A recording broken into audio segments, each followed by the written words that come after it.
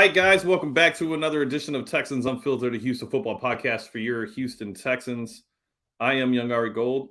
Why am I hearing myself? Oh, it's because I have YouTube on to see how we look. My bad. I'm sitting here like I hear it. I'm like, why am I hearing myself? This has never happened. Has it been too long since I've talked to somebody else? I'm glad some things never changed. yeah. Back again with my close friend and obviously the person who created this platform with me, John Wade, highly requested, as if that's like not a secret. But look, even the chat, the Garnet Texan, they remember back in the day. Why can't I see the chat? You're not hitting comments, maybe? It's been a while under comments now. Yeah, I'm rusty. I'm so rusty. John, how have you been? Everybody's honestly just wondering, where the fuck have you been?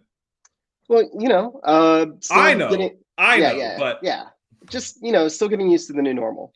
For those of y'all that may or may not know, I got divorced in the past year, and I have 2 small kids, so doing the single dad thing sometimes, plus just all of that and new living situation. So it's been a crazy year. And then on top of it all, I've still watched the Texans. I still read up on the Texans. I still follow everything as much as I can, but it's just not the same passion as I used to have. Honestly, just they haven't been fun. It just hasn't been fun. They used to be an escape, and the fact that they're not an escape anymore with everything that I have going on in my personal life. And I mean, and my youngest child, he still has his health issues. And so we're sitting there, we're trying to juggle my new normal and this team that I used to love and used to be my escape, even when things were going bad, just hadn't been it. So to get on and talk, I mean, it was tough. I love talking to James. I could talk to James about anything and everything, and we usually do, and especially on personal phone calls. But just talking the Texans and not being able to stay up to date on my research and with my notes and things like that, every time I felt like I came on the show, it was just almost like, I don't know what can we cuss now? I don't know what. Yeah, I mean, I cuss normally. Okay, yeah. So I'd come on the show, and I just really felt like I didn't know what the fuck I was talking about. I was just talking entirely from emotions. Which, I mean, today, honestly, there's going to be a lot of that. Sure. But that's not how I've ever wanted to be when I'm on the show. So it was just kind of taking that away. And I mean, remember, 2 years ago, James took 6 months off to kind of refresh. We've just all needed to do it at times. I look at my podcast feed and tried to find the other Texans podcasts still, and they drop like flies. For us to be around as long as we've been around, in some form or fashion, maybe not always the most consistent, but compared to every other Houston Texans show out there, we're the old standbys. But it's still a grind, even when we love it. So taking a break, putting other things in priority, you just have to do it sometimes. It's funny, John. I didn't realize it, but I'm in a couple of group chats on Twitter, and somebody called us basically the standard. We kind of created a lane for a lot of people and pointed out 2 podcasts, the 2 that are currently going, that basically took everything that we did and literally refabricated it to be their own.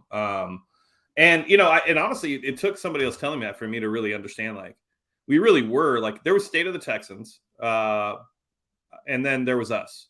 That was it. There was nobody else. And this would be year 7. If I think so, correct. It would be the 7th season. Yeah, and I reflect back on what we've done, and it really is mind blowing still to this day to think about what we've there's just whether it be the interviews or the events or just episodes that we've had. With adding Jordan back in the day and watching Jordan where he's at now, doing it for a living, and so many other things, the website, there really was a lot of stuff that we were doing that honestly it's still mind blowing to me. And to know that people still I mean, honestly, weekly, where's the pod? Where is, and I try to keep up with it. Sometimes I can't. I was doing it every day for a while and then stopped. the YouTube landscape has changed. Like everybody has a YouTube channel now. None of them are good, but they definitely have it. And I just, I don't know. It's wild to think about really where Dude, yeah, I mean, the whole landscape of everything has changed. Like I sat there for a little while when this past I guess past winter, it's like, well, maybe I'll just do a TikTok, just show up, talk for a minute and a half and move on. Because I mean, yeah. shit, that's everywhere and that's doing well. And Yeah. just, I mean, everything has changed. But at the same time, like even trying to get caught back up on the Texans, just trying to sit down and find something to listen to uh, from like a fan's point of view, where it was just like keeping things grounded, keeping things realistic. As a Texans fan, like that was us, and no one else. Like God bless. Like some people are putting out some great things, like Cap's show, like Texans Cap, his show, Troy. I mean, he's doing great things over there. Like I do listen to him, but it's not the same. It's not us. It's not. And there's a huge hole there. I like Troy. I think I don't know. The whole boy group scene on Twitter is just it's honestly it's a little much for me. It reminds me of like when I joined tech a long time ago. Like it is very much a boys group, boys supporting boys. If you don't fit in that group, if you don't think like that group, if you don't talk or communicate like that group, they don't exist really. Like I think Troy is super talented, and I love listening to Troy. But then I see how he somewhat, I don't want to say Steph Stradley, but to an extent, Steph Stradley on Twitter picks and chooses who he replies to, how he replies, follows people but doesn't engage with them. I think a lot of people do that, and to me I'm not a fan of that. Well, Twitter is also so incredibly toxic right now. Oh, like, dude, I can't even. Twitter, like, we're not going to go down that rabbit hole, but I mean, it is just absolutely toxic. Like anyone that I did not know from like 5 years ago on Twitter, I've pretty much stopped interacting with them because just people are just like a different level of just absolute toxic and just asinine shit that they say. Yeah. Like I don't know what happened there, but there used to be a very good Texans Twitter community. That was one of the things we used to always kind of brag about. Like Texans Twitter and Astros Twitter, those two were almost hand in hand, and there was a lot of overlap, but there was a community there. Yep. And I don't know why. I'm sure it all has to do with all the situations we had with the previous quarterback, but like that all just went into a complete meltdown. Like it's just not the same interactions. It's not fun. I don't necessarily feel like I learned stuff anymore from the other people on Twitter. And this isn't to take anything away from them. Like there's still a lot of them like in the group chats and things like that I'm in, that I respect what they say and I respect who they are. But the overall general community just isn't the same. Yeah, it isn't the same. And it's for me, it's really funny, especially right now. It's like really funny because I think, and we'll get into the draft and Nick Casserio and all that other bullshit. But in November, I think the fan base itself as a whole penciled in a quarterback at 2, or just penciled in a quarterback early in the draft. And I've been on this entire thing since November. Like these quarterbacks aren't it. Like don't say quarterback just because you need a quarterback. It's been my stance from day one. Do not take a quarterback because you need a quarterback. Take a quarterback because you have conviction that this quarterback is going to be the guy that you tie to the franchise for the next 10 to 15 years. If you don't see that, don't take a quarterback. And I got blasted for like the last 5 months. And what is like all the smoke that's coming out about the Texans right now? They love Bryce Young. Bryce Young's going 1. They are not in love with any other quarterback at 2. And they will not be going quarterback at 2. Literally seems to be everything we're hearing right now. And when I think of and Locked On Texans, by the way, John Hickman and Cody, 100%. Those are my guys. John's been on the show. I love everything about Locked On. That was they were definitely not in the subs that were aimed at other people. That was John and them are great. I love John. Definitely not intended towards them, but yeah, it's just interesting, John, because I think people they lock on to this idea, and then they and it's very political, in the sense like if you compared political situations to Texans Twitter, you could find so many different ways that they are similar. When they're locked on, they don't want to have a conversation. When they're locked on, they want to just be right. Mm-hmm. And that has been Texans Twitter for the last year. Yeah, I definitely see it. I mean, it was this weird thing. I get it because losing sucks. No one wants to lose. But at the same time, at the end of the day, if you're losing, you want to see that at least the losing is productive. And falling into that number 2 pick absolutely blew everything up, in my opinion. Yeah. Granted, that's to say, I'm not entirely in love with Bryce Young either. Like, I mean, he is the best quarterback. He's the best quarterback out of this group. Yep. But whoa. Actually, let's say I think he's the most NFL ready quarterback of this group. I mean, currently. Okay, yeah. I won't say he's the best quarterback out of this group. Richardson's just an absolute freak of nature. And he could be, if he puts it together, the right coaching staff, like he could be something. Like I think that he has like the top like composite athletic score ever for a quarterback. Ever. I think ever. So. No, it's I could, but he's just otherworldly, and his accuracy. I mean, his accuracy can be worked on, but there's been quarterbacks recently that had accuracy issues and have had success. They've gotten to the NFL and things have just changed. He's also had the most dropped passes ever for an NFL prospect. Over, who's next to Anthony Richardson for most drops ever in college football history? Dan Marino. Wow, they went back to dig those stats up, but that's something. Yeah. His adjusted completion percentage is 64%. I mean, like honestly, if you're going to take a risk on a quarterback this year, I would rather take a risk on him. Like CJ Stroud, he looks like, I mean, he has the potential. Like, don't get me wrong, he has all sorts of potential. But to me, he's just screaming that he's going to be just like an every quarterback, like, or just like that average everyman journeyman quarterback. Like you'll have him, you'll never be in love with them, but you'll never hate him. Yeah. And for the second overall pick, like that would be great because look at quarterbacks that have been taken number 2 overall. Like they're all busts.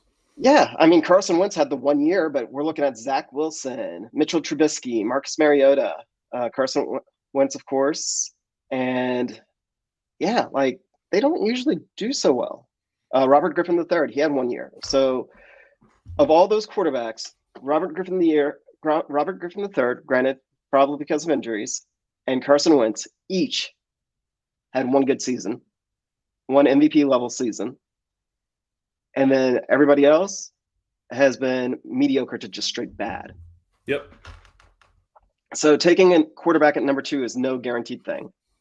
Like honestly, if you want at 1 isn't a guaranteed thing. Yeah, definitely. But I mean, it is a little bit safer. It helps. You get the top pick for sure. Yeah, but I mean that's not really saying much, but it's a lot safer to be honest. Just comparatively. But when I look at the quarterbacks, I've been on the Richardson train since November of last year. I've always said if we're going to take a quarterback, swing big.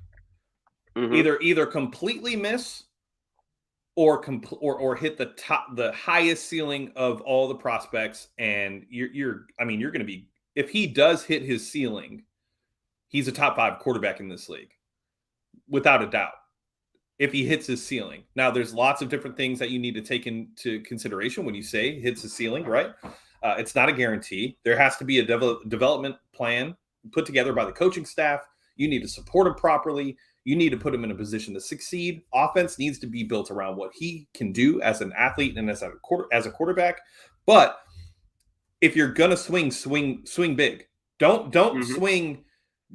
CJ Stroud being Dak Prescott or Jared Goff does not help this team. No.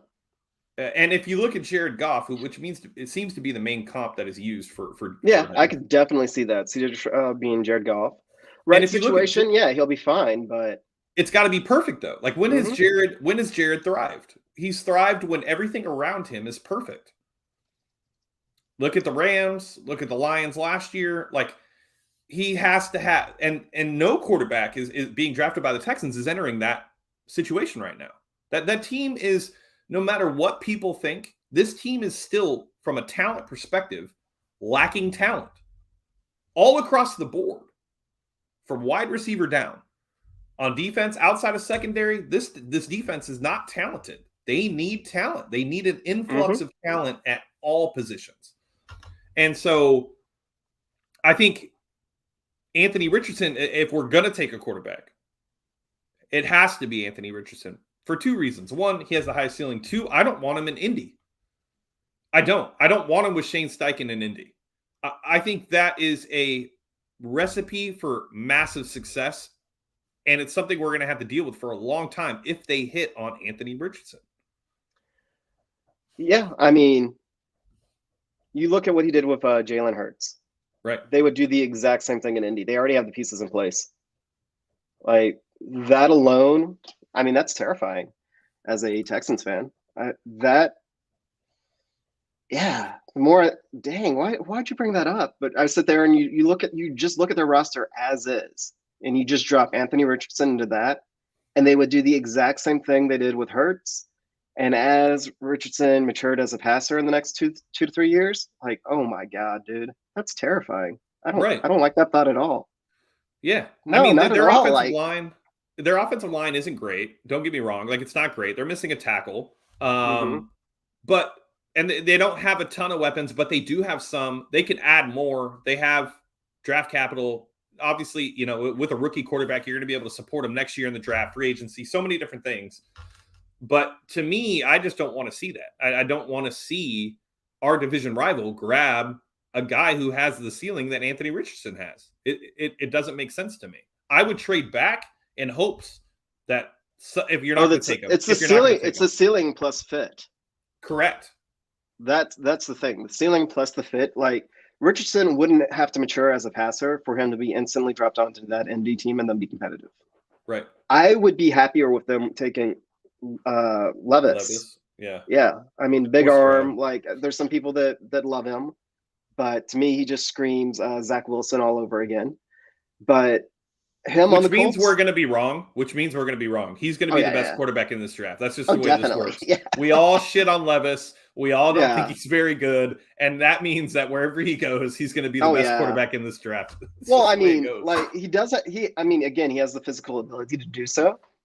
And the Kentucky receivers were trash last year. So yeah, like he has the potential to do it. But to me, he just screams Zach Wilson, immature decision maker. He doesn't have the ability to fall back on anything if he can't throw it. And he has plus arm. Yeah. But if you put him on the Colts in the way they're constructed right now, okay, he's going to take 2 years to develop, regardless. Yep. That's not instantly scary. But the Colts plus Richardson, I mean, they will be very good next year because Richardson could essentially, they could treat him like Lamar Jackson's rookie year. They could treat him like Robert RG3's rookie year, where they rely on his legs to create the mismatch in the passing game. And if Richardson matures as a passer with the weapons that Indy already has, yeah, that's absolutely terrifying. Him with Just a Jonathan Taylor. backfield with Jonathan Taylor and Anthony Richardson. No. And they're still running behind that offensive line. I mean, there's still some holes there, but you still have Quentin Nelson at guard. Like, Yep. that's still just wrecking people in the middle of the field. Yeah. Yeah. You have Ryan Kelly at center. Like, that just does not sound fun. But then Mm-mm. another thing when it comes to Anthony Richardson, and this is something I've been saying for a long time, we're not in the NFC. Okay. We have Pat Mahomes, Lamar Jackson, Josh Allen, Trevor Lawrence, like Justin Herbert. There's probably two more I'm missing. If you're going to compete, you're going to need that guy. You're going to need a top 5 guy.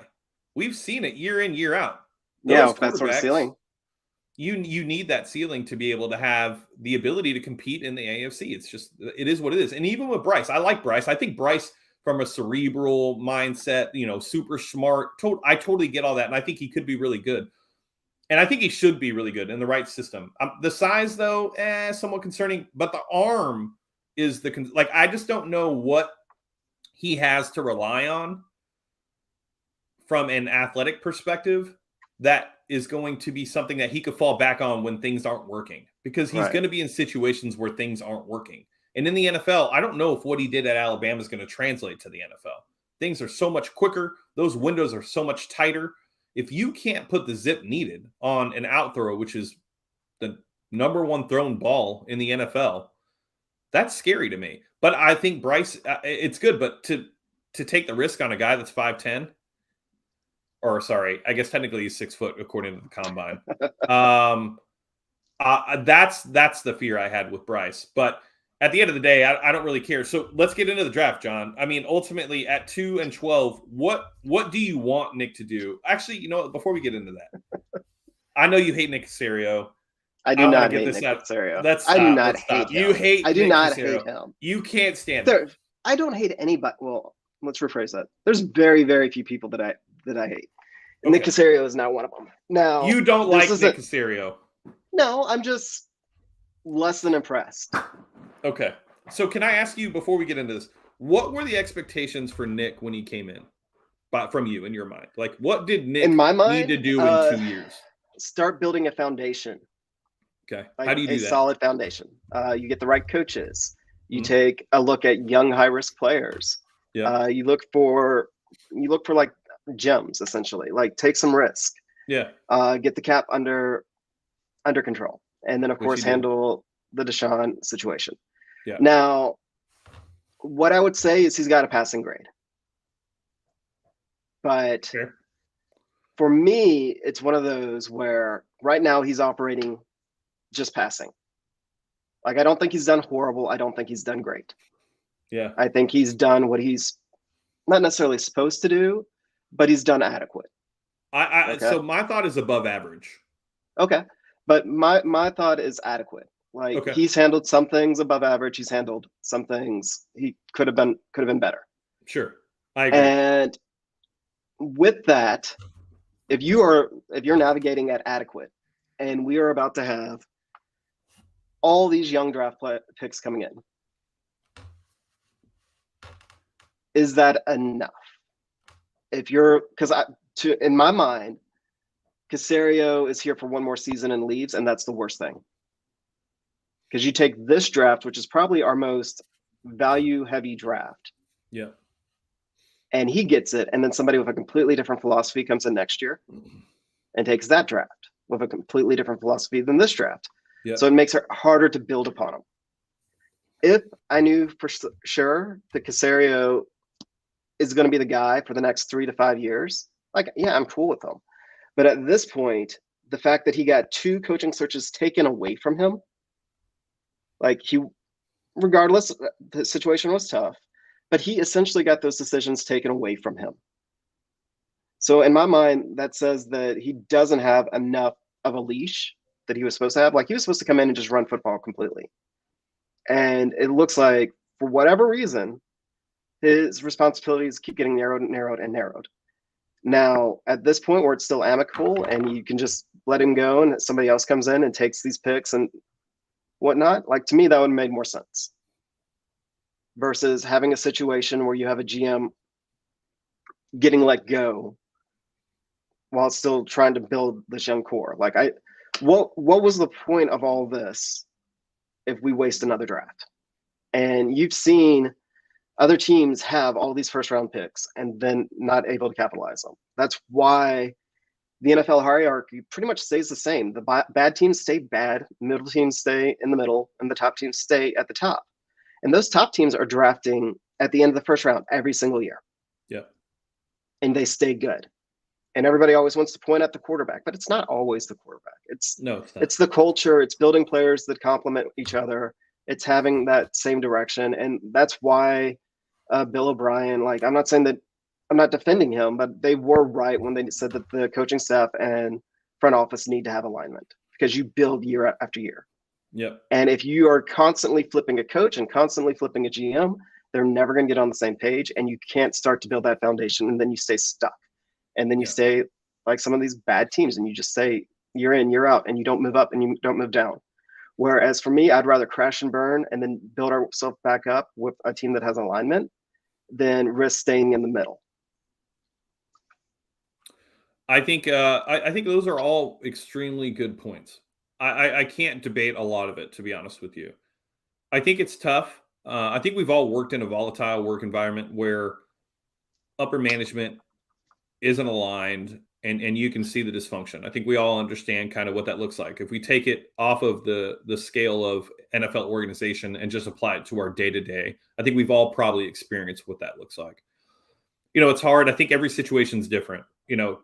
When you're hired as a GM and you're told you're going to be able to do what you want to do, and then Janice McNair hires Coley because Gary suggests David Coley, and then Lovey is hired because Cal is hit with a lawsuit from Brian Flores, and Cal steps in and makes a decision. It's like, I look at this and I look at the totality of the organization and the history of what's gone on the last 2 years, and I think to myself, like, what GM could succeed? What GM can have success when you're being micromanaged, when you're being told that these things are happening and you're not being able to make the decisions that you came into the organization thinking you would be able to make. I think that's a tough situation. But when I break down Nick Casserio's time here, he's had flunders. He hasn't been perfect. Brandon Cooks is the first one that comes to mind. I don't believe that we could have gotten a 2 for Brandon Cooks last year. I honestly don't. I think that is very far-fetched, and anybody that honestly believes that you can get a second-round pick for Brandon Cooks, I don't think they're listening, and I don't think they understand the way the market works. We're seeing it now to where nobody's even willing to trade a second-round pick for DeAndre Hopkins. They're going to have to – Arizona's talking about letting him go because they can't get what they want. So I think that while he did fumble it, I don't think he fumbled it to the level that people think he fumbled it. The signing of Brandon Cooks, I think that's a tough one too, because it's like you saw what Brandon Cooks did your first year. You thought that he was bought into the rebuild. He probably told you he was bought into the rebuild. So you signed him to an extension to find a foundational piece, at least, or some piece to keep consistent with the team. And then he goes off and is, I'm not on the rebuild. I don't want this. I think that's hard. Like, how do you know that going in that somebody's going to change their thought process on being with the organization? But I get it. He fucked that up.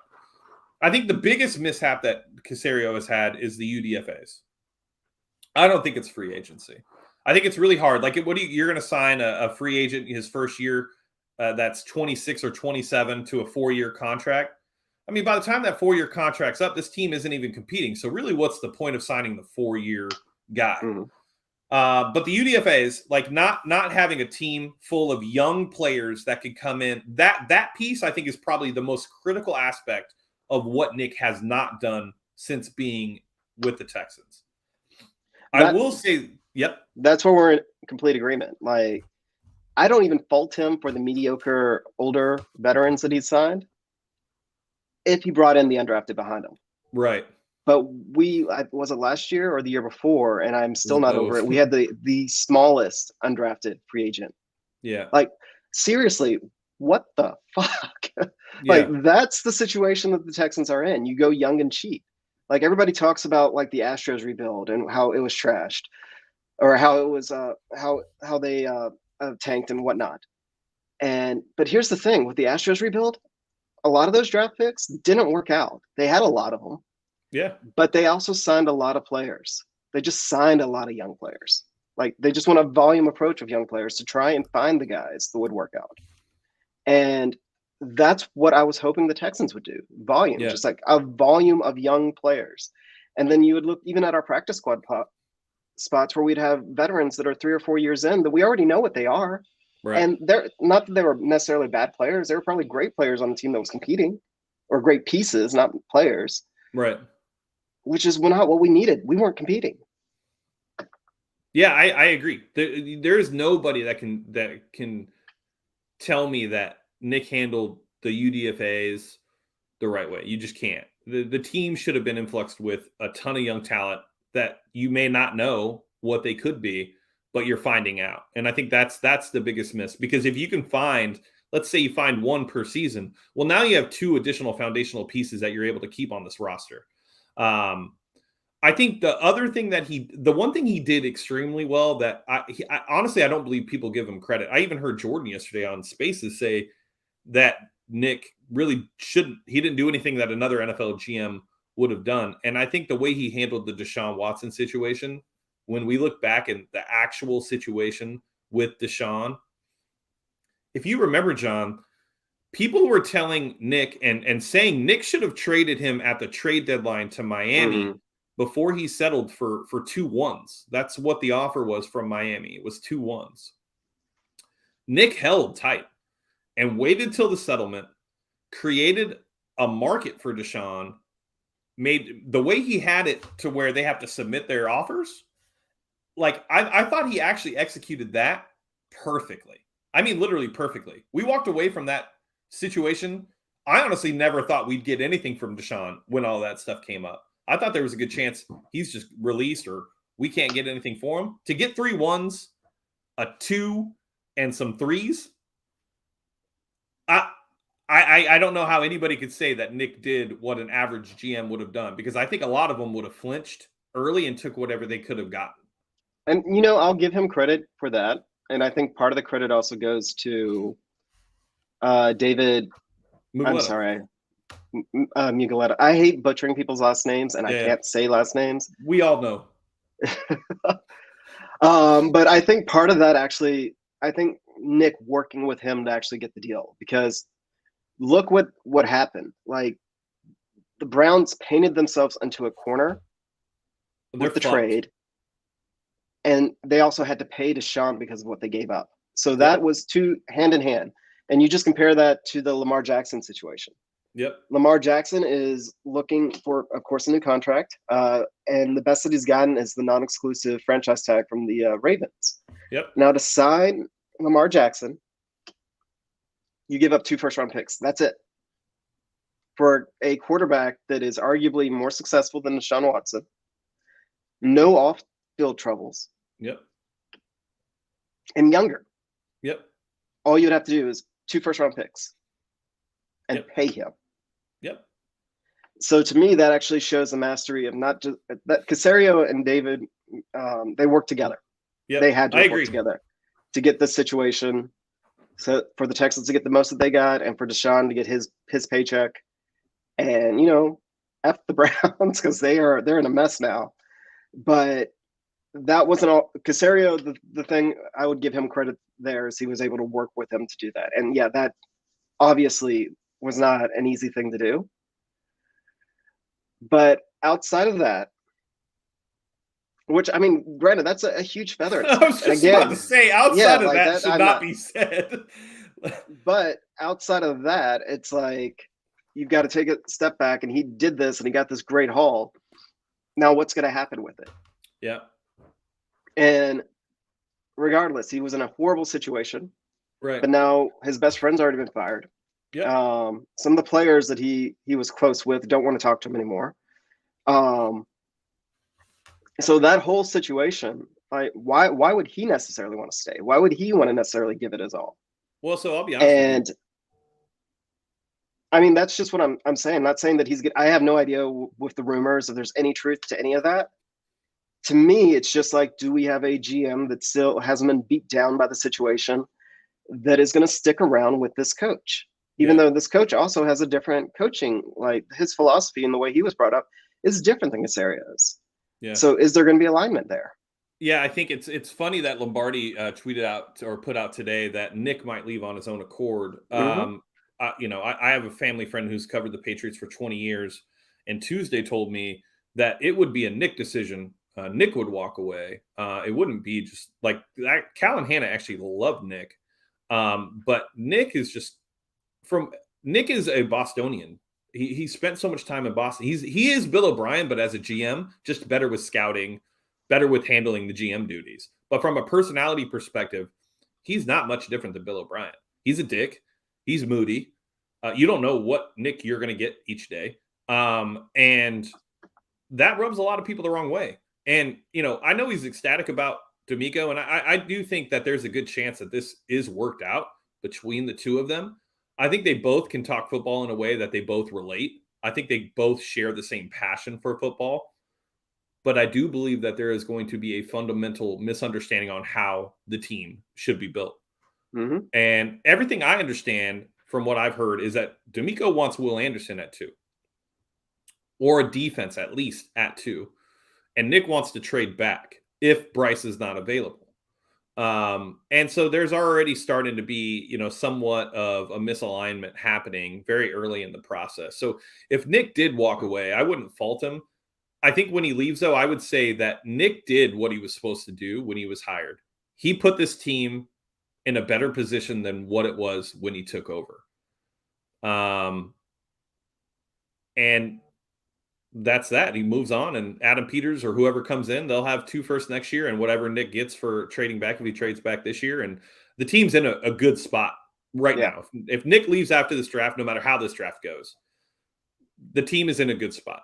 A GM should be able to come in here and really honestly get this thing going in the right direction. There's no reason to think that they can't. Yeah, we're so much better off than where we were. Right. And I mean, it shoulda, coulda, woulda. It pains me because I think Bill O'Brien and Nick Casserio would have been a great match. It would have been perfect. And honestly, if we revisionist history, if you brought in Casserio right when you wanted to hire him, brought in Gain as the assistant GM instead of the full GM, and then Bill O'Brien coaching, like that, this is a completely different world we're in. Oh my God. Honestly, I truly believe this. If they would have hired Nick when Bob McNair wanted to hire Nick, before if they didn't mess up that situation, we would be in a situation where I honestly think this team is on its way and competing year in, year out. I know Bill the GM sucks ass, and don't get me wrong, there's nothing that anybody could say about Bill O'Brien, the general manager, that's positive. I do think the coach was a good coach. I believe he was somewhat handicapped, and I think him and Nick would have aligned perfectly, and this would have been a completely different situation. But I do think, and I'm going to be honest with you, John, and we'll move on from Nick because I know we have to end at 10, but I honestly believe the disdain for Nick is associated with 2 things. I think it's the New England ties in general. People just they're tired of New England South. They want a fresh identity. They don't want to be associated with New England's ways. So I think that is a big part of it. And then I think the Jack Easterby piece, they miss the fact that the Texans have been targeting Nick before Jack Easterby was even here. They leave that out, though. They believe the story that it was all Jack, and that's why Nick's here. And I think that's the other reason why people want Nick on, is they want a fresh cleanse from everything Easterby has had his fingers on, and they want to start over, which I somewhat understand and I agree with. But those are the 2 reasons why I honestly think they want him gone. And I mean, honestly, I find that fair. Like, to just want a fresh new start from that whole mess. And just that, regardless, like, what our ultimate opinions were on Easterby, like how much of it was overblown, how much of it was the media manipulation and so forth. Just that whole shadow, that whole essence, like just that whole story, just a fresh cleanse from it, I have no issue with.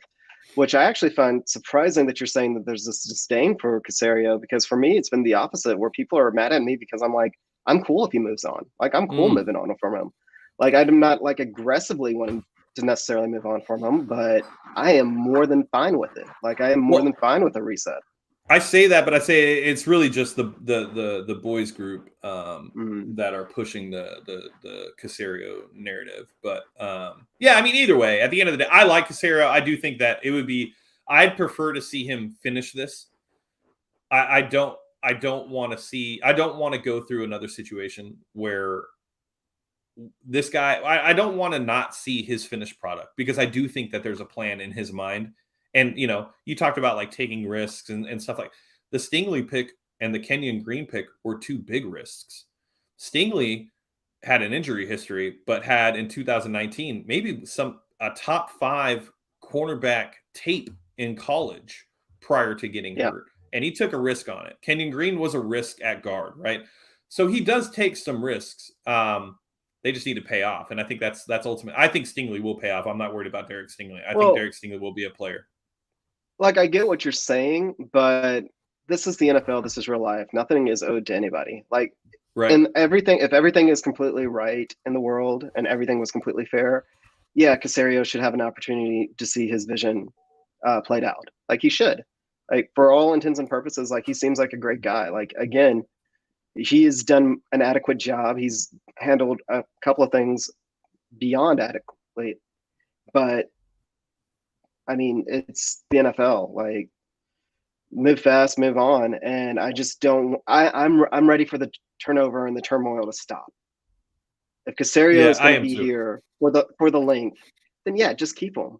Like I'm again not his biggest fan, but like you've said, maybe he needs more opportunity. But if it's going to be one of those things where we keep hearing this up and down, then just let him go. And this Adam Peters rumor, like Robert Guerrero, he just dropped in chat. Like I've seen that floating around, but that's a dream. Like that's head in the clouds. Like Peters is really really good. He's the assistant GM for the 49ers. Like he knows the Shanahan type architect, player architect, probably better than anyone. Like John Lynch has mentioned just how valuable he is. So yeah, that I mean, if we could get Peters, like I'd let Caserio go in the heartbeat to get that, because there would be that sync between the coaching staff that we've brought in and Peters. Like they would be looking for the same sort of players. They would know what to build together. But other than that, like there's no one else that's jumping out that I would say, hey, we should go get them and let Caserio go. At this point, it just should be Casario's decision. And the reason it's coming up now is maybe there is like it would make sense if it's something that they're trying to do mutual, because this is the GM's busiest time of the year. Let him finish through to the end of his job. Yep. And the draft is the end of his job, and at that point, it would make sense if it was mutual. Yeah, no, I agree. I agree. By the way, I haven't had a chance to tell you this, and I'll be taking the S2 cognitive test sometime next week. I wanted to understand it and see what what the makeup of Oh, this the new is. Wonderlink. Yeah, basically. Yeah. I reached out to him, so and then I have a meeting with them next week, and then I'll take that, and then I'm actually going to have the owner on the show to talk about it. Oh, that's awesome. Because it seems to be something that people are talking a lot about. But all right, we got like 8 minutes. Picks 2 and 12, John. What are you looking for? What are you expecting? I don't need a name necessarily. I don't need you to tie a pick to a person or a player, but in an ideal situation for this to be a successful draft, what do they need to walk away with on draft night? I don't know. Like part of me just wants to be absolutely crazy, and you go with two of the guys that are not going to miss. But will they actually get us where we need to go? And that's, of course, going with Bijan Robinson and Jackson Smith. Yeah. Like if you go with those two guys are going to be Pro Bowlers in the NFL. They will instantly elevate any quarterback that you have. We're rolling out there with Case Keenum, and we have those sort of weapons. Could you imagine a Bijan Robinson and Dameon Pierce 1-2 punch in the backfield? It'd be interesting. With Schultz and Smith, like, I mean, even Robert Woods is over the hill, but still, when you put that together, like all of a sudden your offense looks a whole lot better. Whoever's the signal caller, and puts us in position next year to go get another quarterback. Still, like we're still there, and those guys are just can't misses. But positional value with running backs, even if Bijan Robinson is like a Hall of Fame quality player, like taking a running back that early, does it really work out? Will he be good long enough? Like if you look back at like the Christian McCarthy's, the Saquon McCaffrey, sorry, Saquon Barkley. Like if you look back on them, like Reggie Bush, Ronnie Brown, like these running backs that we're taking that early, like did they really alter their franchise? Even when they were good, even when McCaffrey was sitting there just setting the world on fire as a Panther, did he really alter the franchise enough to get him where you wanted him to be? And I mean, the Giants are getting better, but I mean, Barkley may not even be on them next year. Yeah, I like Bijan. Don't get me wrong. I think he's great. I think he's probably the best offensive weapon in this draft, to be honest with you. Mhm. Obviously, us being in Austin, we've seen him up close. I got to go to the pro day. Like, he is a talent without a doubt. I guess my concern with taking like a Bijan Robinson is just the fact that when this team is ready to compete, how many years are left on that rookie contract? Right. Because we've seen it in the NFL where, especially now, with over the last 5 or 6 years, like a lot of these teams aren't signing their running backs to a second contract. They're letting them go to, in the market. And it's like, if you're going to invest that pick, like you need to be able to compete. I would say at least, if not next year, the year after. You have to be Well, in year 3 ready to compete with Bijan as, that 1-2 punch with Damian Pierce. And maybe they are, maybe they are. Don't get me wrong. I think they could be. I mean, let's put it like this. What if you have Bijan at 2 and Anthony Richardson makes it to 12?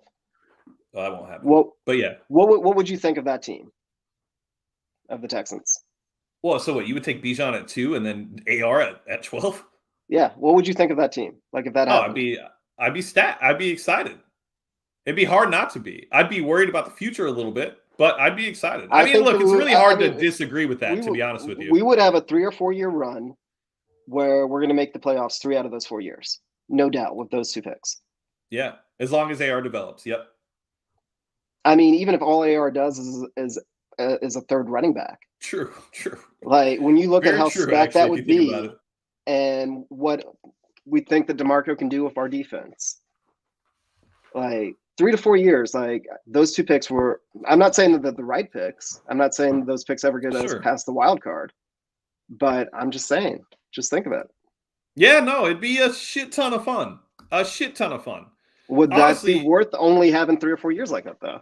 it would. Well, I mean, you have to think like, while we say 3 to 4 years, we really don't know. I mean, you know, they could both. I mean, you could, with Damian and Singletary and Bijan, you might be able to lighten the load over the next 3 to 4 years with Bijan to where it's worth extending him Mm-hmm. and getting another 2 years out, right? You do that, and he turns into LaDainian Tomlinson. Yeah, you just don't know. You just don't know. Yeah, I, like I his. would probably flip it though. I don't think I would go to Bijan 12 AR. I'd probably go AR to Bijan 12. It's very hard for me to believe that a team is going to take Bijan in the top 10. Because typically, if you look at Yeah. it, the running back position is Well, considered the a reason I luxury in bring the that first up round. is the last time there was a running back that tested as well or was graded as high as Bijan, and Bijan's actually graded higher than, was Saquon Barkley, and he went number 2. Yep. No, you're right. You're right. 100%. Like, I guess the way I look at it now, since Saquon, a first round quarterback or a first round rookie is typically a luxury. Clyde Mm-hmm. Edwards-Helaire, like it's typically the Chiefs type teams that can afford to take that type of player in the first round. So it's really hard for me to see him going top 10. But then again, I could easily see him going top 10 because he is the best offensive player in this draft. It's not even debatable. He is the best offensive player in the draft. I'd be all for it, honestly, at this point. I would say AR and Bijan is something that's just scary on paper, on paper. Everything's scary on paper. It takes one bad knee injury and it all blows Right. up. But in this offense, I also think it's extremely enticing. If this is going to be a very similar offense to what we've seen from the Niners in the past, it's really hard to imagine that that's not a top-ranked offense in the NFL. No matter who you have at wide. Robert Woods is fine when you got Bijan because he can line up at wide receiver. Yeah, well, I mean, he can line up anywhere. You need him to be the primary blocker. With Schultz, you have your tight end that sinks in like that can block and receive, and then don't forget Jordan Brevin's still around. Like, who knows? And then you have Amari Rodgers, who could be the gadget player that you put in motion. And then with that sort of running back, like it could be fun. I'm just throwing it out there. Yeah. We got to hop because I have a meeting, and I'm sure you do too. But I just got confirmation that I will have Matt Waldman on 4/19 at 9 p.m. Oh wow, big get. Yeah, it's a big get. Big get. Yeah, John. Obviously, I love you, and this was a ton of fun. This was great. This felt like old times. We're gonna do this again? Yeah, of course. Okay, We'll figure it out. You guys heard it here first. We just reported live per sources. John Wade will be making a return to Texans Unfiltered. All right. With that being said, John, what else you got before we go? That's everything, man. I appreciate you having me back on. Oh, stop it. Don't ever say that again. Having me back on. Get the fuck out of here. Anyways, you guys know where to find us. You can follow us on Twitter. You can follow us on YouTube. Make sure you hit that like and subscribe button. Tell a friend to tell a friend. And yeah, comment below, and we'll catch you guys sometime next week.